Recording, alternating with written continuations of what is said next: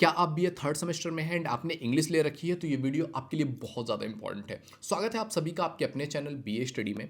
आज हम आपके साथ डिस्कस करने वाले हैं बीए थर्ड सेमेस्टर की इंग्लिश का यूनिट नंबर 1।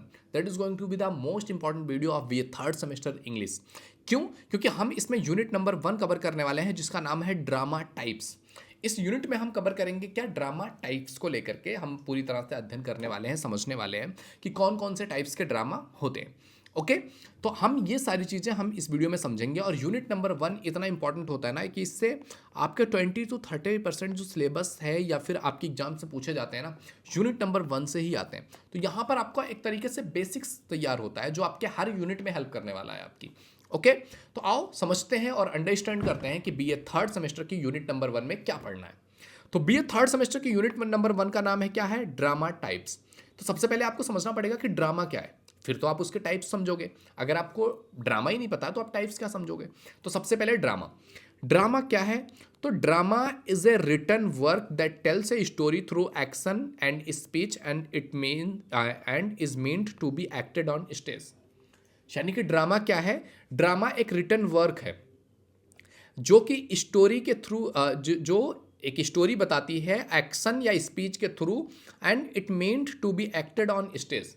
और ये समझा जाता है कि ये स्टेज पर एक्ट किया जाएगा, चाहे वो स्पीच के थ्रू हो या एक्शंस के थ्रू हो, तो उसको कहते हैं ड्रामा। अब ड्रामा के टाइप्स में अगर हम देखेंगे ना, तो ड्रामा के टाइप्स में सबसे पहला टाइप आता है आपका एक्सप्रेशनिस्ट ड्रामा। यानी कि इसमें क्या होता है कि subjective expression of writers feeling flourished in Germany between 1910 to 24. It was called drama of soul. It expresses the rebellious protest against the जो है structure of society. यानी कि इस चीज़ को थोड़ा सा डिटेल में समझने की कोशिश करते हैं कि subjective expression of writers feeling, ये जो एक्सप्रेशनिस्ट ड्रामा हुआ कि एक्सप्रेशन, अपने इमोशन, आप क्या फील करते हो, आप किसी चीज़ को देख करके आपके अंदर क्या फीलिंग आती है, आप क्या महसूस करते हो, वो चीज़ जब आप ड्रामा में डालने लगते हो। बेसिकली जो भी स्क्रिप्ट लिखे जाते हैं, मूवीज के स्क्रिप्ट हों, ड्रामा के स्क्रिप्ट हों, तो उसमें एक राइटर क्या सोचता है या उसने क्या ऑब्जर्व किया है, उसने लाइफ में क्या देखा है, उसके अकॉर्डिंग अपने इमोशन और फीलिंग को वो उस स्क्रिप्ट में लेके आता है। तो ऐसे ही जो आपका जो है एक्सप्रेशनिस्ट ड्रामा है, इसमें जो है सब्जेक्टिव एक्सप्रेशन होता है राइटर्स के फीलिंग का। इसमें ऐसा नहीं कि पूरी दुनिया वैसे ही फील कर रही है, राइटर को ऐसा लग रहा है, इसलिए राइटर अपनी फीलिंग को लिख रहा है। और ये लिखने की परंपरा शुरुआत हुई थी जर्मनी से 1910 से 1924 के बीच में। इस तरह की बहुत सारी चीज़ें आई थी जिसको कहा जाता है ड्रामा ऑफ सोल। मतलब हमारी आत्मा, हम अंदर से क्या फील कर रहे हैं, हम अंदर से क्या सोच रहे हैं, उसके अकॉर्डिंग लिख रहे हैं, उसके अकॉर्डिंग एक्सप्रेस कर रहे हैं। And mostly it expresses the rebellious protest again structure of society. And Germany में उस समय सोसाइटी का जो स्ट्रक्चर है, सोसाइटी पर कहीं ना कहीं ये चीज़ आती है, एक तरह से रेबिलियस प्रोटेस्ट की तरह आती है। तो ये चीज़ हुआ था उस समय में 1910 to 24 के टाइम पीरियड पर। दूसरा है आपका ड्रामा ऑफ आइडियाज़। दूसरा टाइप है ड्रामा का, ड्रामा ऑफ आइडियाज़। ये क्या है? As the very name signifies, the play of ideas are intended for propagating ideas on society, social life and even individual relationship. यानी कि एक ड्रामा ऑफ आइडिया, कि हम किसी आइडिया, किसी थॉट पर ड्रामा लिख रहे हैं, कि हमारी ये थॉट प्रोसेस है, हम ऐसा सोचते हैं, ये हमारे अंडरस्टैंडिंग का प्रोसेस है, ये हमारी थॉट प्रोसेस है। हम उस चीज़ पर, वो सोसाइटी पे हो सकती है, सोशल लाइफ पे हो सकती है, इंडिविजुअल रिलेशन पर आप कोई थॉट लिख सकते हो, रिलेशन, इमोशन, किसी चीज़ पर भी आपका थॉट हो सकता है। तो ड्रामा ऑफ आइडियाज़, कि आपके आइडिया पर, आइडिया का ड्रामा क्या है, आपका आइडिया पे आप ड्रामा में खेल जाते हैं। और तीसरा है आपका ड्रामा टाइप है आपका क्लोजेड ड्रामा। क्लोजेड ड्रामा क्या है? Closet drama is a play that is not intended to be performed on stage. यानी कि क्लोजेड ड्रामा जो है, ये एक ऐसा प्ले है जिसको ऐसा इंटेंड नहीं होता कि आप इसको परफॉर्म करोगे स्टेज पे, but read by solitary readers और sometimes out loud in the large group. यानी कि ये एक रिटर्न फॉर्म में होता है, जिसको होता है कि या तो आप अकेले बैठ के पढ़ लोगे या तो आप लाउड आवाज़ में एक लार्ज ग्रुप में पढ़ोगे। जैसे कि जॉन मिल्टन का सैमसन एगोनिस्ट, ये एक क्लोजेड ड्रामा का एग्जाम्पल है। कई बार आपसे पूछ लेता है कि इन चारों में से क्लोजेड ड्रामा का एग्जाम्पल कौन सा है, तो ये आप लिख सकते हो। कई बार आपसे ऑप्शनल क्वेश्चन में ये चीज़ पूछी जाती है। इसके बाद आता है आपका next poetic drama. Poetic drama क्या है? पोएटिक ड्रामा है a mixing of poetic and dramatic elements in the in a union. यानी कि पोइटिक ड्रामा एक ऐसा ड्रामा है ना जिसमें पोइटिक और ड्रामेस्टिक दोनों ही ह्यूमर्स का एक बैलेंस वे में क्या किया जाता है, यूनियन किया जाता है। कि दोनों तरह की फीलिंग्स है इसमें, ड्रामेटिक फीलिंग भी है, पोइटिक फीलिंग भी है। कि मतलब पोइटिक फीलिंग के साथ ड्रामा क्रिएट कर देना, तो वो कहलाता है आपका poetic drama. Poetic drama is a genre of literature and refers to play that contents distinctly poetic elements, यानी कि जो बेसिक रूप से पोएटिक एलिमेंट्स का यूज करते हुए अगर कोई ड्रामा क्रिएट किया जा रहा है तो वो ड्रामा कहलाता है आपका पोएटिक ड्रामा। ओके, अब बात करते हैं, अगला टाइप है प्रॉब्लम प्ले। प्रॉब्लम प्ले क्या है?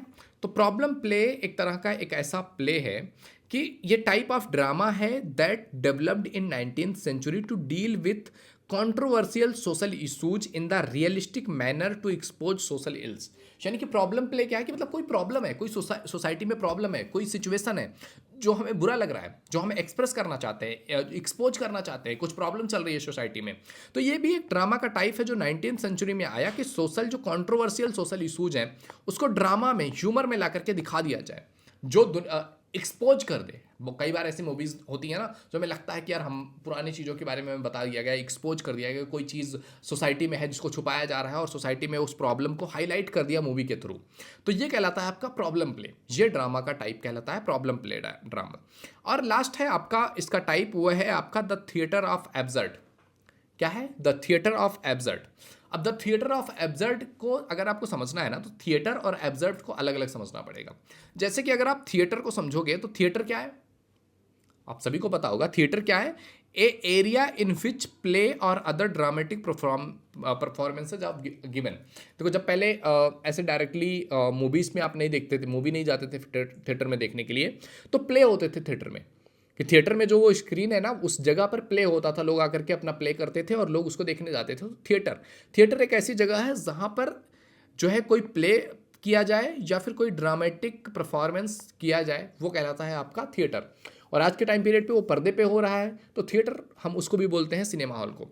और एब्सर्ड किसको बोलते हैं? नॉनसेंस, इलॉजिकल, इनअप्रोप्रिएट कोई चीज़ हो, कि ऐसा ड्रामा जो ड्रामा नॉनसेंस हो, इलॉजिकल हो, इनअप्रोप्रिएट हो, ऐसे ड्रामे, ऐसी चीज़ों को हम कहते हैं एब्सर्ड। तो ये कहलाता है आपका थिएटर्स ऑफ एब्सर्ड, कि ऐसा थिएटर, ऐसा प्ले जो एब्सर्ड हो। जैसे कि आपको देखने को मिल जाएगा कि वर्ल्ड वॉर सेकेंड में, जो कि 1939 से 1945 तक चला था, उसमें 50 से 60 मिलियन लोगों को मार दिया गया था। 50 से 60 मिलियन लोग मरे थे। Absurd is a movement made up in 1945 to 60s, not plot, not purpose, not structure. Ending is absurd. Absurd is a philosophical form used by French philosopher Albert Camus. यानी कि absurd means कि एक ऐसी situation जिसका कोई logic नहीं है, illogical, nonsense, ऐसी सिचुएशन जो वर्ल्ड वॉर जैसी सिचुएशन क्रिएट कर देती है, 45 से 60 मिलियन लोग मर जाते हैं। तो उस चीज़ के बारे में दिखाते हुए, उस चीज़ को बताते हुए, जो 1945 से लेकर के 1960 तक एक मूवमेंट की तरह ये चला हुआ था, तो इस मूवमेंट को कहा जाता है एब्सर्ड, जहाँ पर ऐसी चीज़ें दिखाई जा रही हैं ना जो चीज़ों का कोई सेंस नहीं था, फिर भी वो चीज़ें हो गई हैं। कि वर्ल्ड वॉर हो, इतने सारे लोग, 45 मिलियन से 60 मिलियन मायने रखते हैं, कि प्रॉपर 60 मिलियन यानी कि 6 करोड़ लोग मर जाते हैं उस वर्ल्ड वॉर में। और वो सिचुएशन को जब कोई चीज़ शो करती है जो एक नॉनसेंस सा सिचुएशन है कि ये होना ही नहीं चाहिए था, बट वो एक डरावना सच और नॉनसेंस सी सिचुएशन है, उसको इनअप्रोप्रिएट और इलॉजिकल चीज़, नॉनसेंस चीज़ को भी जो रियलिटी है उसको ला करके लोगों के सामने रख देना, इसको कहते हैं थिएटर ऑफ एब्सर्ड। तो ये है बेसिकली टाइप्स ऑफ ड्रामा जो हमने आज इस वीडियो में देखा। यूनिट नंबर 1 में हमने समझा इसको प्रॉपरली कि ड्रामा के टाइप्स क्या हैं, और वो सारे ड्रामा के टाइप्स सब कुछ हमने समझ लिया है। तो आई होप ये वीडियो आपके लिए हेल्पफुल रही होगी। वीडियो पसंद आए तो लाइक जरूर कीजिए। पहली बार चैनल पे आए तो please visit the channel. If you think it is valuable तो आप सब्सक्राइब कर सकते हैं, एंड आने वाली वीडियो का आपको नोटिफिकेशन मिलता रहे इसके लिए चैनल को सब्सक्राइब करके बेल आइकन जरूर हिट कर लीजिएगा। ओके, तो मिलते हैं आपसे अगले वीडियो में, तब तक के लिए जय हिंद, जय भारत।